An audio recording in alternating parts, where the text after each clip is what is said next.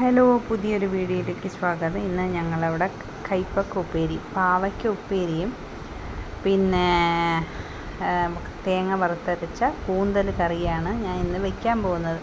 അപ്പോൾ കൂന്തൽ കറിക്കുള്ള ഉള്ളിയും തക്കാളിയും ഇഞ്ചി പേസ്റ്റ് ചതച്ച് ഉണ്ടാക്കുകയാണ് ഞാൻ. ചതയ്ക്കാനുള്ള പരിപാടിയാണ് നിങ്ങൾ ഈ കാണുന്നത്. അപ്പോൾ അങ്ങനെ നമ്മൾ ഇന്നത്തേത് കൂന്തൽ കറിയും പാവയ്ക്ക തോരനും. ഇന്ന് ഉച്ചയ്ക്ക് ആരുമില്ലല്ലോ, അപ്പോഴത്തേക്ക് വൈകുന്നേരം അവർ വരുമ്പോഴത്തേക്കും വയ്ക്കാമെന്ന് വിചാരിച്ചു. നമ്മൾ കൂന്തൽ പിന്നെ കറിവേപ്പിലയും അങ്ങനെ ഞാൻ ഉള്ളി സവാളയും വഴറ്റുകയാണ്.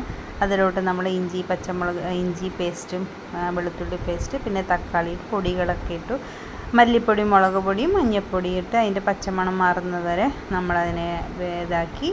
അത് കഴിഞ്ഞ് നമ്മളതിലോട്ട് കൂന്തലിട്ടിട്ട് അത് വഴറ്റി അതിലോട്ട് നമ്മൾ ഇനി ഒഴിക്കാൻ പോകുന്ന ഇച്ചിരി പുളി ഒഴിക്കും.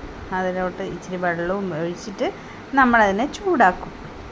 അങ്ങനെ അത് തിളച്ച് വരുമ്പോഴത്തേക്കും നമ്മൾ വറുത്ത് വെച്ചിരിക്കുന്ന തേങ്ങയുണ്ടല്ലോ, അതങ്ങ് അരച്ചിട്ട് അതിലോട്ട് പിന്നെ ആഡ് ചെയ്യും. അങ്ങനെ ആഡ് ചെയ്ത് നമ്മൾ കറി ഏകദേശം റെഡി ആയിട്ടുണ്ട്.